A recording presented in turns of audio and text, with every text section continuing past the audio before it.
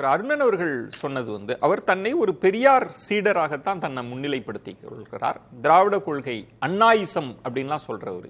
நீங்க ஒப்பிடுவது சிக்கல் இருக்கு. நீங்க மதம் சார்ந்து பாக்குறீங்க, அது தவறானது அப்படின்னு சொல்றது. நான் தான் சொல்லிட்டேனே, மதம் சார்ந்து பார்க்கவில்லை.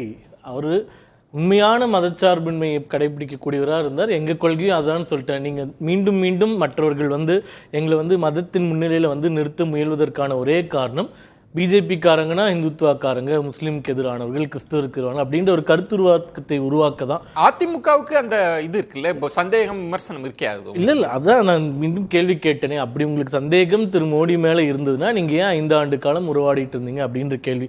அதுக்கு அவங்க பதில் சொல்லிட்டு இந்த கருத்து சொன்னாங்கன்னா நம்ம ஒத்துக்கலாம். அப்ப அந்த வருடத்திற்கு முன்னாடி இது தெரியல, இப்ப தெரிஞ்சிருச்சா அப்படின்றது நம்மளுக்கு தெரியல. இரண்டாவது, அதை அதிகாரப்பூர்வ அதிமுக கருத்தாவே நாங்க பார்க்கல. முதல்ல அது பொதுச் செயலாளர் அவர்கள்கிட்ட இருந்து வந்திருந்தா எடுத்துக்கலாம். இவருக்கு எப்பவுமே பிஜேபி மீது ஒரு மிகப்பெரிய வன்மம் இருக்கக்கூடிய ஒரு தலைவராக இவர் இருந்திருக்கிறார். அவருடைய பல குரல்கள் நிச்சயமா அவர் கருத்து ஒரு அங்கீகரிக்கப்பட்ட அதிமுக கருத்தால அதை டிசோன் பண்ண சமயங்களும் நம்மளுக்கு இருக்கின்றது. அதிமுக நம்ம கடந்த காலங்களில் பார்த்தோம். நீங்க சொல்வது உள்ளுக்குள்ள திரு இபிஎஸ் அவர்கள் நீங்க பாராட்டினதை ரசிப்பார்னு நினைக்கிறீங்க இல்லையா? மேபி ரசிக்கலாம், எங்களுக்கு தெரியல. நாங்க சொல்றது அது சரியான கருத்துனா நீங்க ஏன் எங்களோட கூட்டணிக்கு வந்திருக்க கூடாது இல்லையா? அவ்வளவுதான். அதோட அந்த டாபிக் முடிச்சிட்டு இரண்டாவது, பர்ணனையா சொல்லாரு பசியில இப்படி ஆயிடுச்சு, அதெல்லாம் தவறான புள்ளி விவரங்கள். அந்த அமைப்பு எப்படி அந்த புள்ளி விவரத்தை நடத்துதுன்னு நம்ம ஏற்கனவே எக்ஸ்பிளைன் பண்ணுவோம். ரூமுக்குள்ள உட்காந்துட்டு ஒரு நாட்டிலையும் 10 பேர்கிட்ட சாம்பிள் சைஸ் வாங்கிட்டு ஒரு புள்ளி உதாரணமா சொல்றேன். அதே புள்ளி விவரத்துல பங்களாதேஷ் நம்மளோட 20 இடங்கள் முன்னிலையில இருக்கு. ஆனா இன்னைக்கு அங்க பட்டினியா இருக்கு, சாப்பாடு இல்லாம நம்ம கிட்ட கையேந்திக்கிட்டு இருக்காங்க. அதனால இந்த புள்ளி விவரங்களை விட்டுருங்க. ஒரு உதாரணம் நான் சொல்றேன். இப்ப நீங்க ரொம்ப போக வேண்டாம். நம்ம எம்ஜிஆர் அவர்கள், மோடி அவர்கள் இவங்களுக்குள்ளேயே வந்துடலாம். இப்ப உதாரணமாக எம்ஜிஆர் அவர்கள் முதல்வராக இருந்த 10 ஆண்டு காலகட்டத்தில் தமிழகத்தில் இருக்கக்கூடிய பள்ளி கல்லூரிகள் எவ்வளவு அளவு உயர்த்தப்பட்டது, அது ஒரு அளவுகோலா நீங்க எடுத்துக்கோங்க. இப்ப பியூசியை அபாலிஷ் பண்ணிட்டு 11th 12th கொண்டு வரதாகட்டும், பல தனியார் கல்லூரிகளை உருவாக்கியதாகட்டும், பள்ளிக்கூடங்களுக்கு அனுமதி ஆகட்டும், அது தமிழகத்தில் ஒரு மிகப்பெரிய ரெவல்யூஷனை கிரியேட் பண்ணுது. இன்னைக்கு இருக்கக்கூடிய சந்ததியினர் அதுக்கு மிகப்பெரிய கடன்பட்டவர்களாக இருக்கிறார்கள். இப்ப மோடி அவர்கள் பிரதமரா வந்ததுக்கு அப்புறமா அப்ப எவ்வளவு மெடிக்கல் காலேஜ் இருந்தது, இப்ப எவ்வளவு மெடிக்கல் 2 மடங்காக உயர்த்தி இருக்கிறார். பல்கலைக்கழகங்கள், கல்லூரிகள். கலையவர்கள், எம்ஜிஆர் அவர்கள் எளியவர்களுக்கு, சாமானியவர்களுக்கான அரசா இருக்கணும்னு நினைச்சாங்க.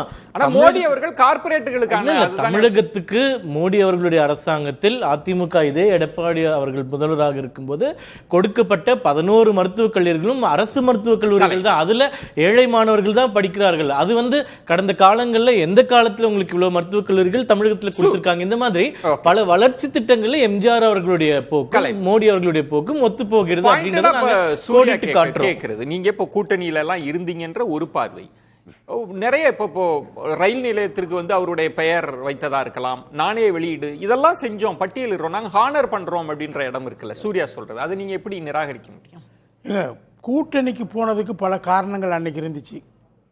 ஓபிஎஸ் அதில் தீவிரமாக இருந்தார். அவரை இணைக்கும் போது அவர் அதை ஒரு கண்டிஷனாக வச்சு சொன்னார். அதனால் அவர் மோடி அவர்கள்ட்ட அவருடைய சொல்லி தான் நான் இணையிறேன்னு சொன்னார். இந்த மாதிரியான விஷயங்களில் கூட்டணி போக வேண்டிய தேவை இன்றைக்கி இருந்துச்சு. எப்போ ஓபிஎஸ்ஸை தூக்கி எரிஞ்சாங்களோ உடனே பாஜக விட்டு விலகிறதுக்கான வாய்ப்பும் அவங்களுக்கு கிடச்சிச்சு. பாஜகவோட எல்லாரும் சேர்ந்துருக்குறாங்க. கருணாநிதி அவர்கள் கூட்டணி சேர்ந்திருக்காரு, ஜெயலலிதா அம்மா கூட்டணி வச்சுருக்காங்க.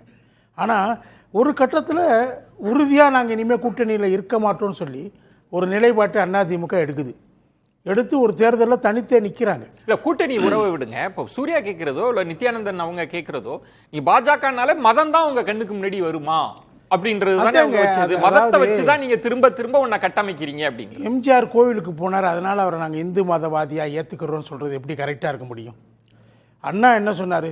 தீக்காலேருந்து வெளியே வரும்போது 2 விஷயம் சொன்னார். ஒன்று ஒன்றே குலம் ஒருவனே தேவன், திருமூலருடைய பாடலை சொன்னார். ஒரு குலம், ஒரு தேவன், ஒரு கடவுள் இருக்கட்டும்ன்றார். அதே சமயத்தில் என்ன சொன்னார்? நான் பெரியார்லேருந்து வேறுபடுறேன். எப்படி வேறுபடுறேன்னா, நான் பிள்ளையார் சிலைகளை உடைக்க மாட்டேன், அதே சமயத்தில் பிள்ளையாருக்கு தேங்காயும் உடைக்க மாட்டேன். எம்ஜிஆர் அதில் உறுதியாக இருந்தாருங்க.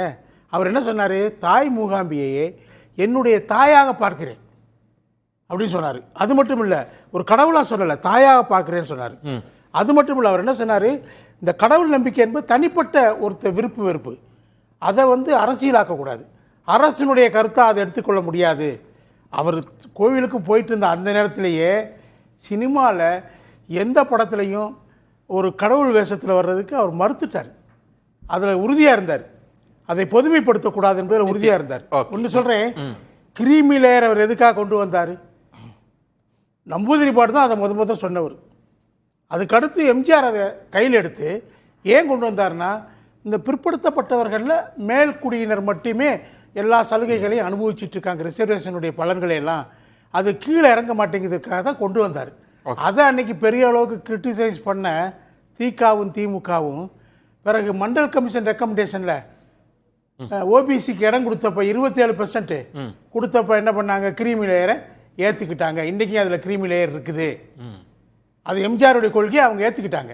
அது மாதிரி அவர் அடித்தட்டு எது எடுத்தாலும் அடித்தட்டு மக்களுக்கு போகணும். இல்ல கிரீமி லேயர் மூடிட்டே இருக்காங்க தொடர்பான அவங்க பார்வை அது வேற ஒரு விவாதமா நகர்ந்து மோடி அவர்கள் ஆட்சியில பல்வேறு விஷயங்கள்ல முன்னெடுப்புகள் இருந்திருக்கு. நித்யானந்தன் அவர்கள் ஒரு கருத்து வாங்கிட்டு தேங்காயும் உடைக்க மாட்டேன் அண்ணாதுரை அவர்கள் சொன்னார். ஆனால் எம்ஜிஆர் அவர்கள் உடைத்தார். அதுதான் உண்மை. அது நம்ம மறைக்கவே முடியாது. ஒரு நிமிஷம் இருங்க. 12 கோயில்களுக்கு பொற்கிரீடங்களை செய்து கொடுத்தவர் எம்ஜிஆர் அவர்கள். தமிழகத்தில் இருக்கக்கூடிய கோயில்களுக்கு மூகாம்பிகை அவர்களை தாயா மட்டும் பார்க்கல, தெய்வமா போய் வணங்கிட்டு வந்தவர். அப்போ எதிர்ப்பு தெரிவித்தவர்களிடம் அவர் எனக்கு நம்பிக்கை இருக்குன்றத மிக தைரியத்தோடு நம்பிக்கையை வச்சுட்டு தான் நீங்க அவர் நம்பிக்கையவே அவர் கொஸ்டின் பண்றாரு. அது இந்து மத நம்பிக்கைன்னு இல்ல, தாயா பார்த்தாரு. அதை டைல்யூட் பண்ண வேணாம்னு சொல்றாரு. அவர் ஒரு இந்துவாக இருக்கிறதில் பெருமை கொண்டார். பெருமையா இருக்கிறதுனாலதான் நீங்க போறீங்க ஓப்பனா. ஒரே எக்ஸாம்பிள் சொல்றேன். அன்பழகன் அவர்களோ நெடுஞ்செழியன் அவர்களோ அவர்களுடைய இயற்பெயர் என்ன? அவங்க ஏன் பெயரை மாத்தினாங்க? இந்து கடவுள்களுடைய பெயர்கள் அவர்களுக்கு இருந்ததுனால், திராவிடர் கழகம் திமுக கடவுள் மறுப்பு கொள்கை இருந்தால் பெயரையே மாத்திக்கிட்டாங்க. ராமச்சந்திரன் என்றது இந்து கடவுளுடைய பெயர், அவர் மாற்றவில்லை. அது பிரச்சனை இல்ல. அது ஏன் மாற்றினாங்கன்னா, தூய தமிழ் சொற்கள்ல இருக்கணும், வடமொழி வேண்டான்னு. அப்படி பாத்தீங்கன்னா திரு கருணாநிதி அவர்கள் பெயரே வட சொல்லுதானே, அவரே மாத்திக்கல. ஏன்னா திரைப்படத்துல அது ரெஜிஸ்டர் ஆயிடுச்சு, வேண்டான்னு நினைச்சாங்க. மாற்றியதற்கு ஒரு காரணம் அது இந்து கடவுள்கள் பெயராக இருந்ததும் தான். அது அவர்களே குறிப்பிட்டு இருக்கிறார்கள். அந்த காலத்துல எம்ஜிஆர் அவர்கள் அப்படி பதிவு செஞ்சிருக்கிறார். அவர் மாற்றவில்லை அப்படின்னா அவருக்கு அது இது இல்ல, வெறுப்பு இல்லை அப்படின்றது அர்த்தம். அருணன் அவங்க கேட்ட ஒரே கேள்விதான். என்னுடைய கொள்கை அண்ணாயிசம்னு சொன்னவர், நீங்க அண்ணாவுக்கு நாளைக்கு பாராட்டுவீங்களா? தொடர்ந்து ஈரோடு மாவட்டம்னு அறிவிக்கிறார். ஒவ்வொரு மாவட்டம் தோறும் பெரியார் பொற்கிளின்றார். எழுத்து சீர்திருத்தத்தை ஏற்றுக்கொண்டிருக்கிறார். அர்ச்சகர் விவகாரத்துல நீதியரசர் மகாதேவன் தலைமையில குழு எல்லாம் போட்டிருக்காருல்ல, இவ்வளவையும் செஞ்சிருக்காரு. எதன் அடிப்படையில் நான் திராவிட இயக்க கொள்கை நீச்சின்னு சொல்றாருன்னா, இப்ப இவங்களுக்கெல்லாம் பாராட்டு விழா எடுங்கன்றாங்க. அண்ணாவை கொண்டாடுங்க, பெரியாரை கொண்டாடுங்க, அதுல என்ன பண்ணுவீங்களான்னு கேட்டார்ல. கம்யூனிஸ்ட் கட்சியில் யாரை வேணால் புகழ்ந்துட்டு போட்டோம், சீட்டு கொடுக்குறவங்கள புகழ்ந்துட்டு போவாங்க. பாஜக அப்படி பண்ண மாட்டாங்க. அவங்க தேசத்துக்காகவும் பண்பாட்டுக்காகவும் அந்த விழுமியங்களை காப்பாற்றுவதற்காகவும் தான் இருக்கிறார்கள். சூர்யா அழகாக சொன்னார், நான் சொல்லணும்னு எடுத்து வச்சேன் அந்த பாயிண்ட். தேங்காய் உடைக்கவும் மாட்டேன், என்னுடைய காசில் தேங்காய் வேணும்னா உடைப்பேன், வேணும்னா அந்த மாதிரி ஏதோ பேசியிருக்காரு. நான் என்ன சொல்கிறேன், அண்ணா தேங்காய் உடைக்க மாட்டேன், உடைப்பேன், என்னுடைய காசில் உடைப்பேங்கிற மாதிரி தான் பேசியிருக்காரு இல்லையா? என்ன சொன்னார் அண்ணா? அண்ணா அவர்கள் பிள்ளையார் சிலையும் நான் உடைக்க மாட்டேன், பிள்ளையாருக்கு தேங்காயும் உடைக்க மாட்டேன், தேங்காய் பிள்ளையார் சிலையும் உடைக்க மாட்டேன், நான் தேங்காயும் வைக்க மாட்டேன் அப்படின்னு சொன்னா மிக தெளிவாக அண்ணாதுரை பிள்ளையாரை ஏற்றுக்கொள்ளவில்லை, அதானே? ஆனால் எம்ஜிஆர் அவர்கள் மூகாம்பிகையை ஏற்றுக்கொண்டார்கள். அதில் இன்னொன்று குறிப்பு அண்டர்லைன், மூகாம்பிகையை தாயை போல என்று சொல்லியிருக்கிறார். இல்லை, ஒரு சிக்கல் என்னன்னா, கலை அவர்கள் அதை கோடிட்டு காண்பித்த இடம் தான். தனி மனித நம்பிக்கைகள் என்பது வேறு, ஒரு அரசினுடைய நம்பிக்கைகள் என்பது வேறு. எம்ஜிஆர் அரசு இதெல்லாம் செஞ்சுதா? இதை அந்த இடத்தை தான் நான் மீண்டும் மீண்டும் கேட்டுட்டு வரேன். அவருடைய செயல்திறன் அதுதானே அருணன் அவங்க சும்மா இந்த மாதிரி கேட்குறீங்களேங்க. அண்ணாமலை அவர்கள் எம்ஜிஆர் அரசும் மோடி அரசும் ஒன்று என்று பேசியிருக்கிறாரா? தனி மனிதர்கள் அப்புறம் என்ன, அவரிடம் இருந்தது அதை மோடி அவர்கள் அப்படியே செய்து கொண்டிருக்கிறார். தனி மனிதரா ஒப்பிடுது. அரசு நடத்திய விதத்தில் கருத்துவாடு நமக்கும் இருக்கிறது. சரி சரி. இன்னொரு அருமையான விஷயம் அவர் பண்ணாரு, இன்னைக்கு ரொம்ப தேவை. கலைமாறி உள்ளவங்களும் நம்ம கம்யூனிஸ்ட் பேராசிரியரும் தெரிஞ்சுக்க வேண்டிய விஷயம் தெரியும், அவங்களுக்கு நினைவுபடுத்துறேன் சுருக்கமா. எம்ஜிஆர் இடத்துல எங்களுக்கு ஒதுக்கீடு வேண்டும் என்று சொல்லி ஜாதி வாரியாக போய் கேட்டாங்க. சரி, உங்களோட ஜாதியுடைய என்னென்ன விடுக்காடு இருக்குன்னு கொண்டு வாங்க. 150க்கு மேல போச்சு.